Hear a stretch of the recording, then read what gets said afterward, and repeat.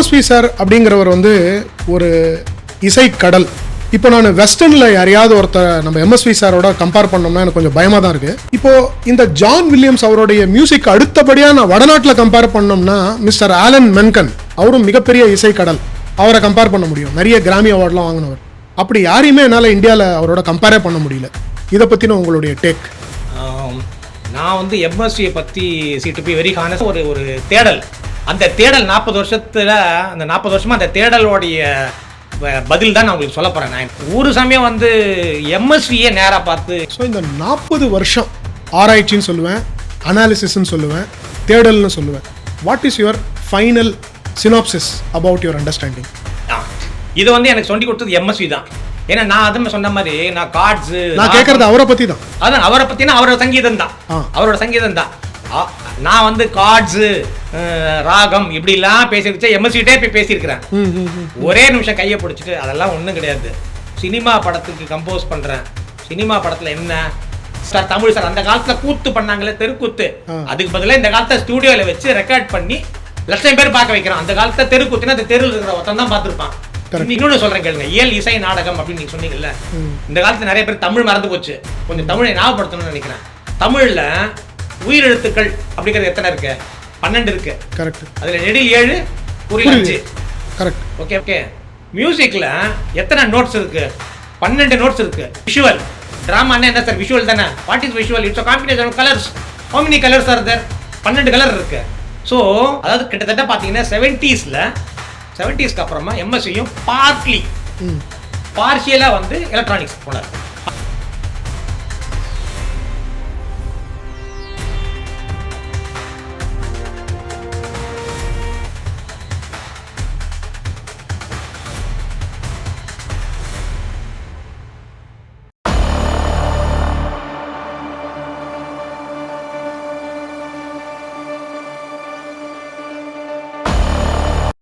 நிறைய பேர் டாக்டர் பட்டம் வாங்கி பார்த்துருப்பீங்க, இல்லை கேள்விப்பட்டிருப்பீங்க.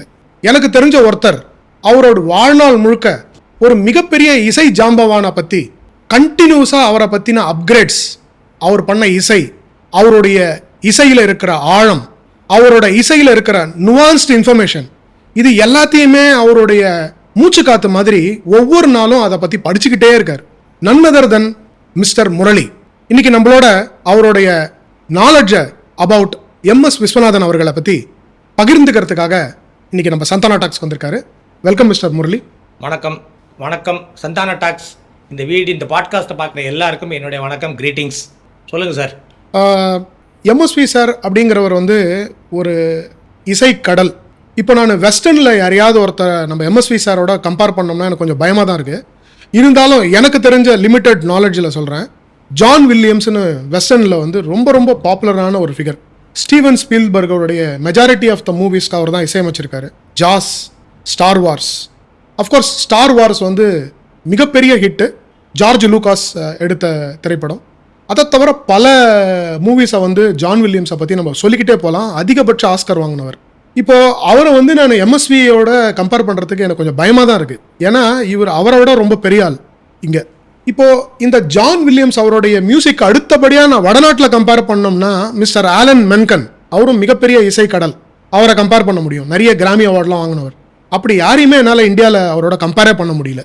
இதை பற்றின உங்களுடைய டேக்?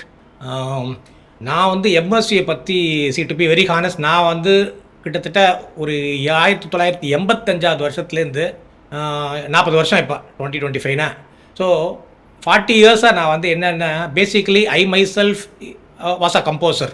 நான் ஒரு 3 டிவோஷனல் கேசட் கம்போஸ் பண்ணியிருக்கிறேன். ஒரு ரசிகன் அப்படிங்கிறத தாண்டி ஒரு கம்போசராக நானும் ஒரு 20-30 பாட்டு கம்போஸ் பண்ணியிருக்கிறேன். அப்படிங்கிறச்சு நான் அவர் எப்படி பார்த்தேன்னா ஒரு கம்போசராக பார்க்குறேன். அவர் வந்து நானும் ஒரு கம்போஸ் பண்ணுறோம், பட் நம்மளுக்கெல்லாம் தோணாத பல ஐடியாஸ்லாம் அவரோட பாட்டில் அவருக்கு எப்படி கிடைக்கிறது அப்படிங்கிற ஒரு தேடல். அந்த தேடல் 40 வருஷத்தில், அந்த 40 வருஷமாக அந்த தேடலோடைய பதில் தான் நான் உங்களுக்கு சொல்ல போகிறேன். நான் எனக்கு கிடைச்ச இன்ஃபர்மேஷன்ஸ் எல்லாம் எம்எஸ்சியை பற்றி சொல்லணும் அப்படின்னு சொன்னேன். எனக்கு எம்எஸ்சியை தவிர பாக்கி இருக்கிறவங்க யாரையுமே அவ்வளோவா எனக்கு தெரியவே தெரியாது. ஏன்னா இந்த 40 இயர்ஸாக completely I got immersed only into his music. Though of course I have heard so many other people, நம்ம எஸ்பெஷலி இந்தியாவில் வந்து ஜஸ்ட் இது ஹிந்தி மியூசிக் டைரக்டர்ஸ் பாட்டுகளாக இருக்கட்டும், இல்லை தமிழ்லேயே மற்ற பாடல்களை கேட்டிருக்கலாம். ஆனால் உள்ள டீப்பாக அனலைஸ் பண்ணுற அளவுக்குலாம் போடல. இது வந்து கிட்டத்தட்ட பார்த்தீங்கன்னா 1980லேருந்து 2025 கிட்டத்தட்ட 45 வருஷமாக நான் வந்து அவருடைய பாடல்களை அனலைஸ் பண்ணுறேன். நம்மளுக்கு தோணாத பல விதமான ஐடியாஸ்லாம் அவருக்கு தோணுது அப்படின்னு ஒரு தேடல். அந்த தேடல் வந்து என்ன ஆச்சுன்னா அதுவே ஒரு பேர்னிங் டிசைர் ஆகி தெரிஞ்சுக்கணும் அப்படிங்கிற சமயத்தில் அவரோட பாடல்கள்லாம் அவர் எப்படி கம்போஸ் ஹார்மோனியத்தில் வாசி தான் கம்போஸ் பண்ணுவார். ஸோ அவரோட பாடல்லாம் ஹார்மோனியத்தில் வாசித்து அதெல்லாம் வாசிக்கிற சமயத்தில் சரி இப்படி தான் இருக்கும் போல் இருக்குது, நம்மளுக்கும் அவருக்கும் இதெல்லாம் வித்தியாசம் இருக்குது அப்படிங்கிறது தாண்டி இன்னும் ஏன் இப்படி வருது அப்படிங்கிற சமயத்தில் எனக்கு ஹெல்ப் பண்ணது அப்படின்னு பார்த்தீங்கன்னா எம்எஸ்சி கிட்டே இருந்த சில பேர் எனக்கு ஹெல்ப் பண்ணியிருக்கிறாங்க. 1980 வந்து டி தியாகராஜன் அவர் நான் சொல்லணும், ஏன்னா அவர் தான் எனக்கு முதல்ல எம்எஸ்சின்னா எப்படி பார்க்கணும் அப்படின்னு சொல்லி கொடுத்தது. எம்எஸ்சி நீ ராகமாக பார்க்காத, எம்எஸ்சி நீ கார்ட்ஸ் மூலமாக பாரு, ஏன்னா மில்லிசை அப்படிங்கிறது கார்ட்ஸ் பேசிஸில் தான் வரும் அப்படின்னு ஒரு ஆரம்பத்தில் ஒன்று சொன்னார். அவர் சொன்னது வந்து ஒரு அளவுக்கு உண்மை, பட் அதை தாண்டி பல விஷயங்கள் இருக்குது. பட் ஆஸ் கிட்டத்தட்ட அந்த 40 வருஷத்தில் பார்த்தீங்கன்னா நானும் அதாவது பூவாகி காயாகி கனிந்து அப்படி தான் சொல்லுவான். ஸோ ஆரம்ப காலத்தில் இருந்து நானே கான்ட்ராக்ட் ஆகிட்டே இருந்தேன். கார்ட்ஸ் தான் ஆனால் கார்ட்ஸ் ஒண்டி இல்லை, ராகம் தான் ஆனால் ராகம் ஒண்டி இல்லை. ஸோ அப்படியே வந்துகிட்டே இருக்கிற சமயத்தில் ஒரு சமயம் வந்து எம்எஸ்வியே நேராக பார்த்து, ஏன்னா என்னுடைய ஆல்பம் ஒருத்தர் அவர் ரிலீஸ் பண்ணார்.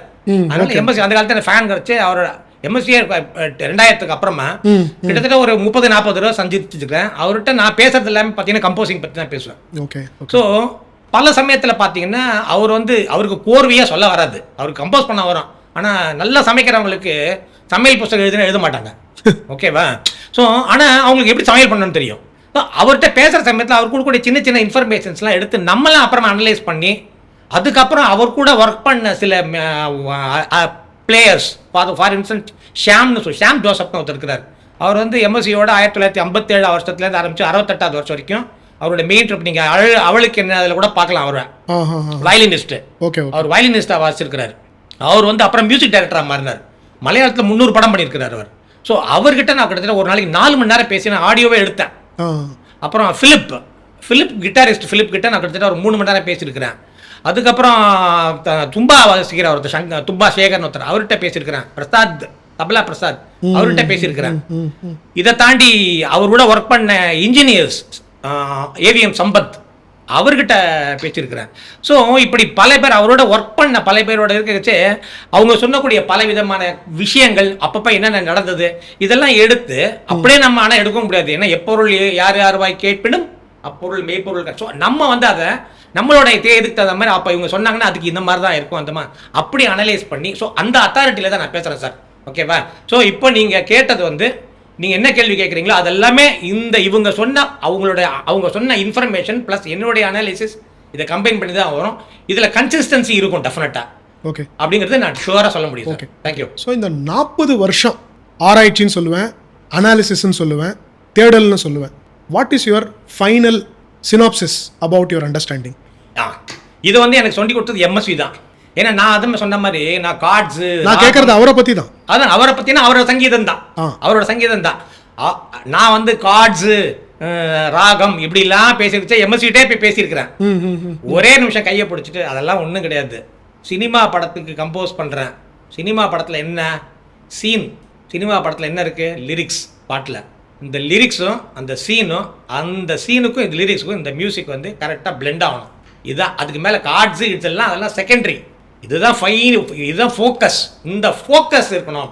நான் உடனே கேட்டேன் அப்படின்னா பாட்டு வந்து நீங்கள் சொல்கிறீங்க இப்போ லிரிக்ஸு வார்த்தை அவர் சொல்ல வார்த்தையில் தமிழ் தான் சொல்ல வார்த்தையில் தான் இசை இருக்குது அப்படின்னு அடிக்கடி சொல்லியிருக்கிறேன். நீங்கள் யூடியூப்பில் கூட பாருங்கள், நிறைய சமயத்தை சொல்லியிருப்பார் வார்த்தையில் தான் இசை இருக்குன்னு. நான் உடனே அவர் என்ன பண்ண ஒரு டக்குன்னு செக் பண்ணுற மாதிரி, சரி சார் வார்த்தையில் இசை இருக்குன்னு ஒரு கவிதை எழுதிட்டு டியூன் போட்டால் வார்த்தையில் இசை இருக்கும், சில சமயம் டியூன் போட்டுட்டு எழுதுறீங்களா அப்போ எங்கேருந்து இசை வரும்? அவர் என்ன சொன்னார்னா ஒரு பாட்டை கம்போஸ் பண்ணுற சமயத்தில் டியூன் நான் தான் கம்போஸ் பண்ணணுன்னு சுச்சுவேஷன் சொல்லுவாங்க. சுச்சுவேஷன் சொன்ன உடனே அது ஃபிலிம் ஆயிருக்காது, நாங்கள் இனிமேல் கம்போஸ் பண்ணி ரெக்கார்ட் பண்ணி அப்புறம் தான் எடுத்துன்னு போய் ஷூட் பண்ண போகிறாங்க. ஆனால் அவங்க ஏற்கனவே அதை ஷூட் பண்ண மாதிரி நான் மனசு உள்ள கற்பனை பண்ணுவேன், இமேஜினேஷன். அந்த பிக்சரில் ஒரு மியூசிக் இருக்குன்றார். இந்த மென்டல் பிக்சரில் எனக்கு ஒரு மியூசிக் கேட்கும், அந்த இன்ஸ்பிரேஷனில் போடுறேன் நான். ஸோ அப்போ அவர் என்ன சொல்கிறாரு அப்படின்னா ஃபிலிம் அப்படின்னா என்ன அப்படின்னா கடைசியில் பார்த்தீங்கன்னா it is actually blend of 3 things. ஒன்று வந்து ட்ராமா, அதுதான் நீங்கள் ஆக்டர்ஸ் நடிக்கிறத பார்க்குறீங்க. இன்னொன்று literature, that is dialogues and lyrics. Then third is music. Music வந்து பாட்டில் வர்றது ப்ளஸ் ரீ ரெக்கார்டிங்கில் வருது. இசை நாடகம் சார், தமிழ் சார். அந்த காலத்தில் கூத்து பண்ணாங்களே தெருக்கூத்து, அதுக்கு பதிலாக இந்த காலத்தில் ஸ்டூடியோவில் வச்சு ரெக்கார்ட் பண்ணி லட்சம் பேர் பார்க்க வைக்கிறோம். அந்த காலத்தில் தெருக்கூத்துனா அந்த தெருவில் இருக்கிற ஒருத்தன் தான் பார்த்துருப்பான். இன்னைக்கு லட்சம் பேர் பார்க்குறோம். அவ்வளோதான் வித்தியாசம். டெக்னாலஜி தான் வித்தியாசம். மற்றபடி கான்செப்ட் இஸ் சேம். நான் இன்னொன்று சொல்கிறேன் கேளுங்க. இயல் இசை நாடகம் அப்படின்னு நீங்கள் சொன்னீங்கல்ல, இந்த காலத்தில் நிறைய பேர் தமிழ் மறந்து போச்சு.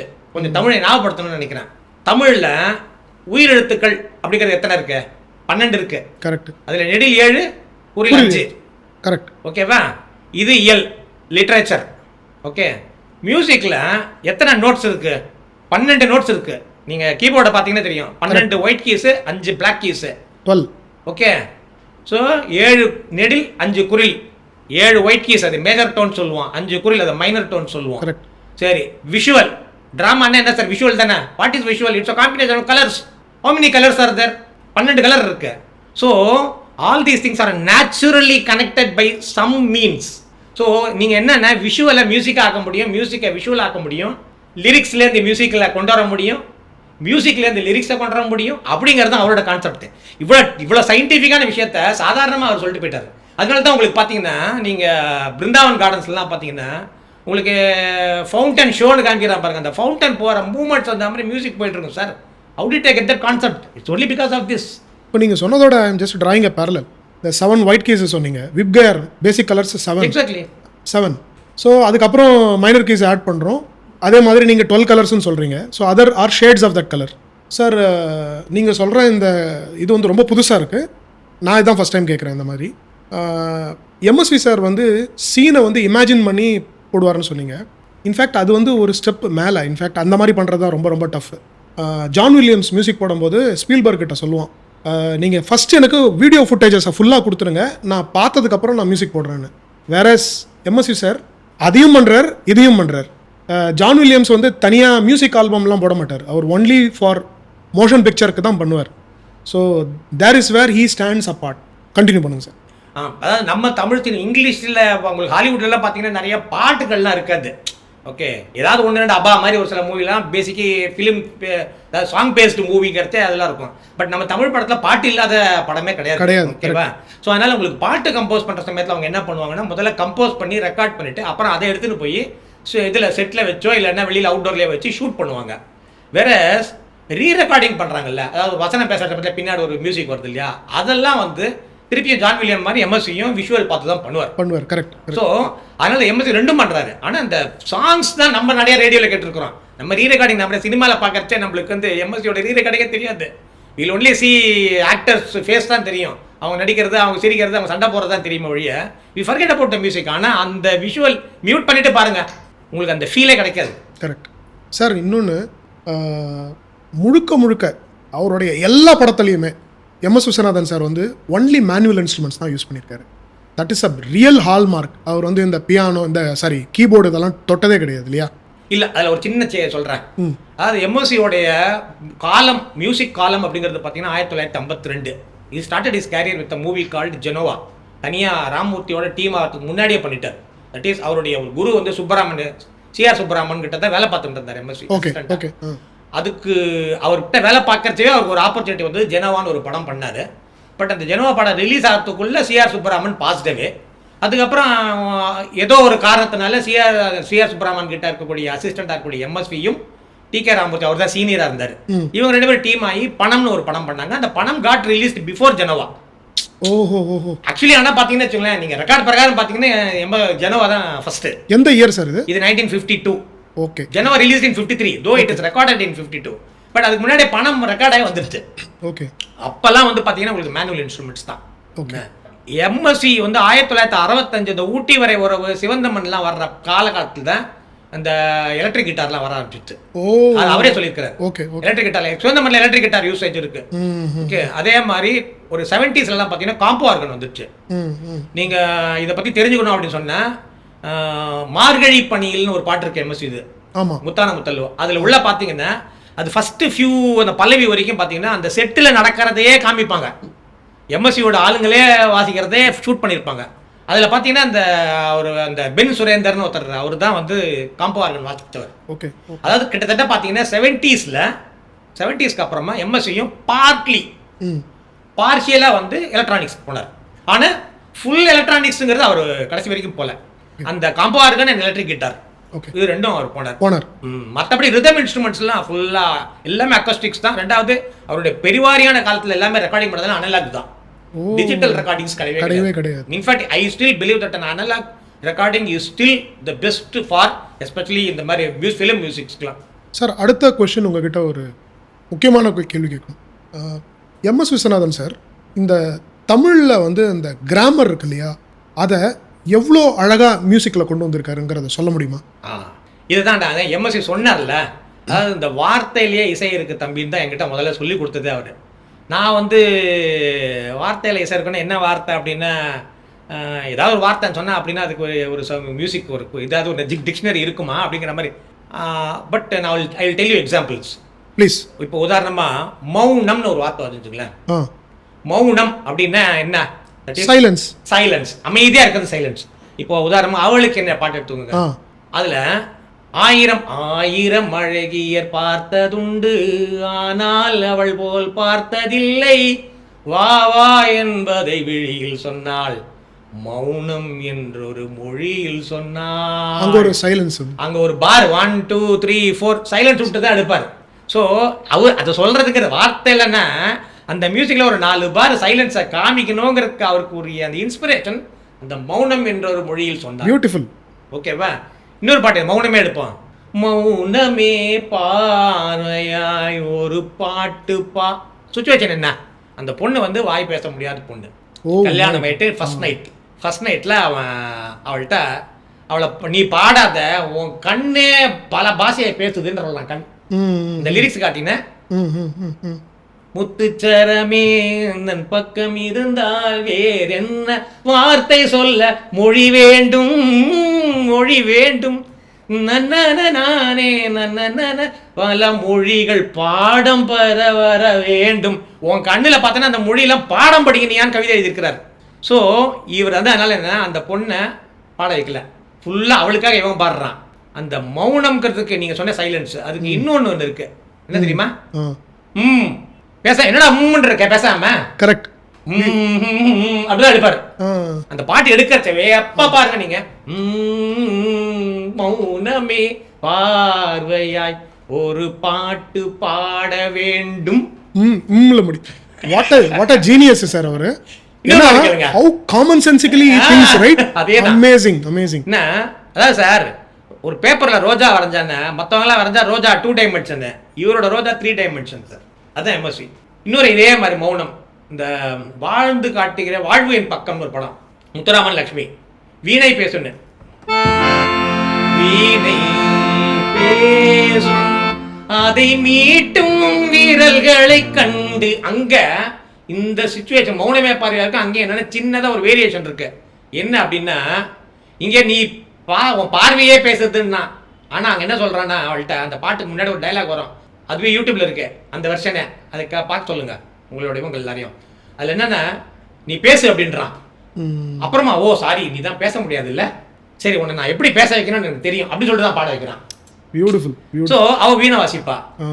வீணை பேசும் அதை மீட்டும் வீரல்களை கண்டு, திங்கள் பேசும் அது மோதும் மலர்களில் நின்று. ஓகேவா? நானும் ஒருவனை நரரேரர தாரே நரரரே, அங்க பொண்ணை பேச வச்சுட்டாரு.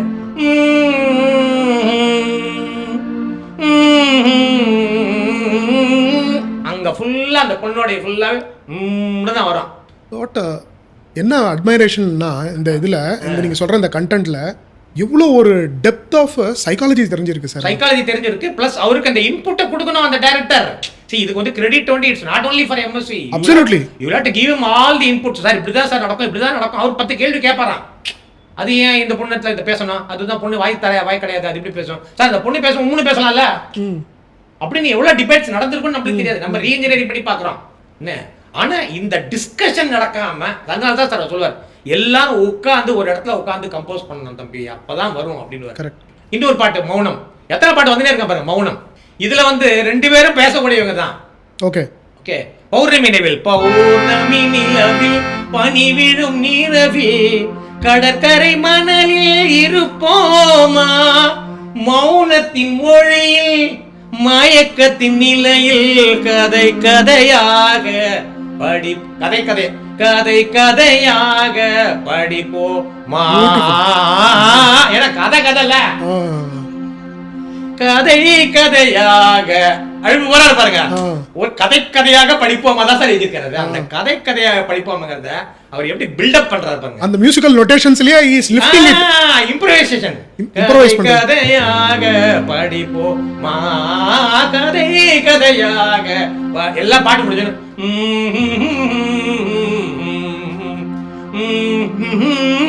அப்படிதான் அது முடியும். பியூட்டிஃபுல். இந்த ஹம்மிங் அவருக்கு எப்படி தோணுச்சு? ஸோ இந்த மௌனம்ங்கிற ஒரு வார்த்தை, இதுதான் வார்த்தையில இந்த இசைனா வெறும்னே நம்ம பாருங்க 4 கான்டெக்ஸ்ட் எடுத்துருக்குறோம், 4மே வெவ்வேறு கான்டெக்ஸ்ட். ஆனால் ஒரு பாருங்க ஐடியா சொல்றேன் சார். நல்லா இந்த மௌனத்தை வச்சு நிறைய இந்த காற்று சம்பந்தப்பட்ட விஷயம் சொன்னீங்க. Next I wanted to know மெல்லிசை மன்னர் எம்.எஸ். விஸ்வநாதன் அவர்கள் how well is dealt with space in music, அதை பற்றி சொல்லுங்கள். ஓகே, ஸ்பேஸ் அப்படின்னா இப்போ வானத்துல உங்களுக்கு நிலா இருக்கு. நிலா எடுத்துப்போமா. நிலா பாட்டு எவ்வளவோ பேர், எத்தனையோ மியூசிக் டைரக்டர், எத்தனையோ லிரிக்ஸ் திருப்பி அந்த காலத்து இந்த காலத்து வரைக்கும் நிலா பாட்டு எழுதியாச்சு. இவரோட ஒரு சில நிலா பாட்டு எடுத்துப்போம். இப்ப நிலான்னா எங்க சார் இருக்கும்? வானத்துல இருக்கும். வானம்னா எங்க இருக்கும்? மேல தூரத்துல இருக்கும். இப்ப மியூசிக்ல அப்ப மேல என்ன மியூசிக்ல high notes, low notes, middle notes இருக்கா? கரெக்ட். சோ நிலா அப்படின்னு சொன்னா அவர் மேலதான் எடுப்பார். இப்போ உதாரணமா பால் போல எடுத்துப்போமா.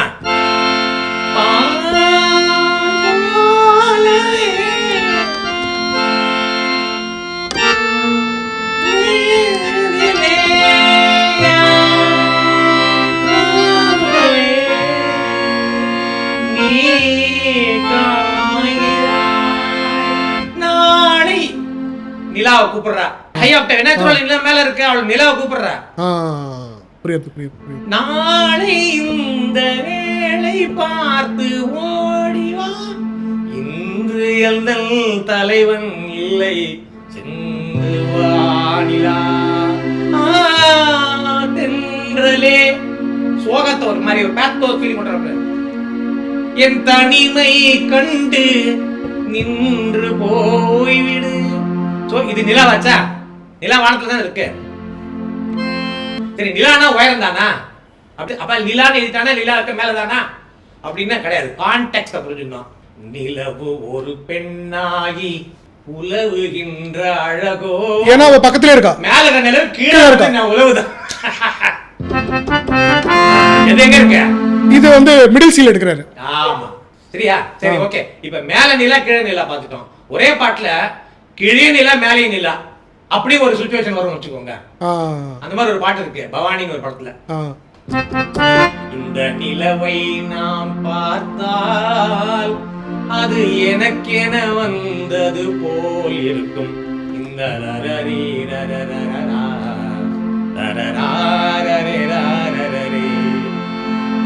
ஓகே, அது எனக்கென வந்தது போல் இருக்கு. வந்துச்சுல, வந்துட்டு. சூப்பர். ஓகேவா? ஆனா அந்த பாட்டுல என்ன அப்படின்னா, ஒரே பாட்டுல 2 கப்பிள், ஒரு தனியா ஒரு கணவனை பிரிஞ்சிருக்கிற ஒரு பெண்ணு, இந்த 3 பேரை பத்தின பாட்டு 3 விதமான டியூன் வரும், 3 விதமான ரிதம் வரும். ஏன்னா ஒருத்தர் வந்து ஃபர்ஸ்ட் நைட்ல பாடுவாங்க,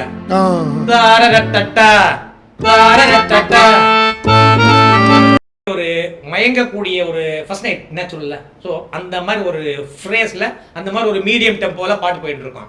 அடுத்த பாட்டு வந்து அந்த கப்பல் வந்து கிளப்ல சரக்கு அடிச்சுட்டு ஆட்டம் ஆடின்னு இருப்பாங்க.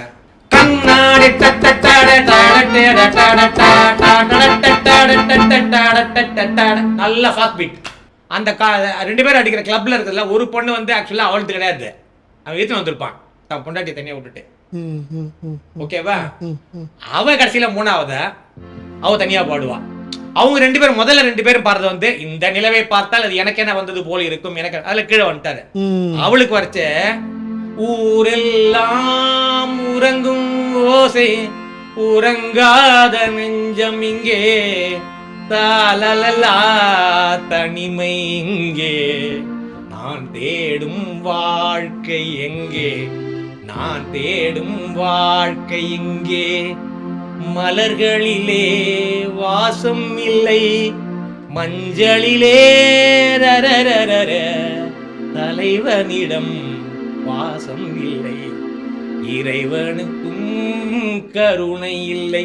இந்த நிலவை நான் பார்த்தால் அது எனக்கென வந்தது போல் இருக்கும்.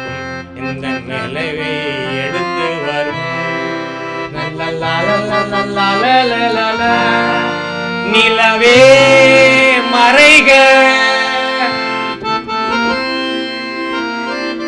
Beautiful sir, beautiful sir. ஒரே பாட்டுல நிலாவை அந்த கான்டெக்ஸ்டுக்கு தகுந்த மாதிரி எப்படி கொண்டு போய் 3 சுச்சுவேஷன். இதில் நான் இன்னொன்று அப்சர்வ் பண்ணேன். நீங்கள் அந்த பர்சன் வேக்கமோட பாடுறான்ல, அப்போ ஒரு நோட்டுக்கு இன்னொரு நோட்டுக்கு நடுவில் ஸ்பேஸ் இருக்கு. எக்ஸாக்ட்லி. அவ்வளோ சார், அதாவது ஒவ்வொரு வார்த்தையும் ஒரு சிற்பி எப்படி சிற்பத்தை செதுக்கிறான் பார்த்தீங்களா?